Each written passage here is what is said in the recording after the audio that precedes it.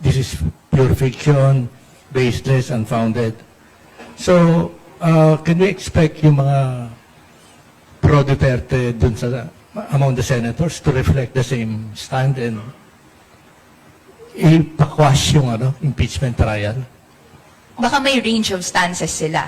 No, meron dyan, maghahawak ng posisyon na dapat may trial pa rin tumuloy-tuloy kahit papaano. Then sa loob, pwedeng maniobrahin yung motions in a way favorable kay VP Sara. Meron namang puposisyon na hindi talaga gawin at all ang trial. No? Huwag simulan dahil reflecting yung position ni VP Sara, quote-unquote, baseless siya. No? Pero ang sa atin naman, ang klaro, at every step of the way, public records yung hawak natin.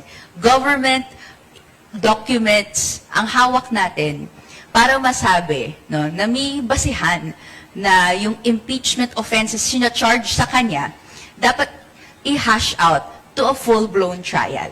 No? So, andyan yung confidential and intelligence funds na ang COA na mismo naglabas ng mga desisyon and even desisyon sa apela ni VP at ng OVP, no?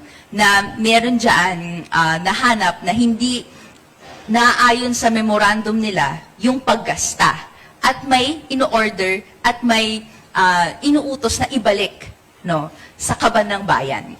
Meron din yung unexplained wealth, no, 6.7 billion pesos flagged by the Anti-Money Laundering Council na covered at suspicious transactions. No, malaki yun. No? Hindi pa tumpik-tumpik at hindi kung saan-saan nahugot na numero.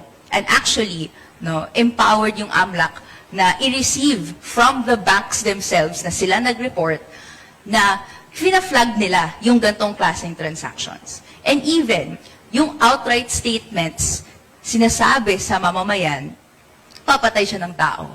Nakaka-alarma yun, di ba? So, yan lahat public records yan.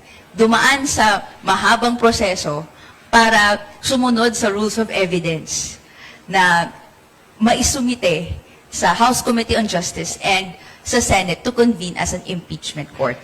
So, may mga magsasabi ng ganyan, pero confident tayo na dumaan yan sa proseso na hindi masasabi at maibabato yung ganong akusasyon.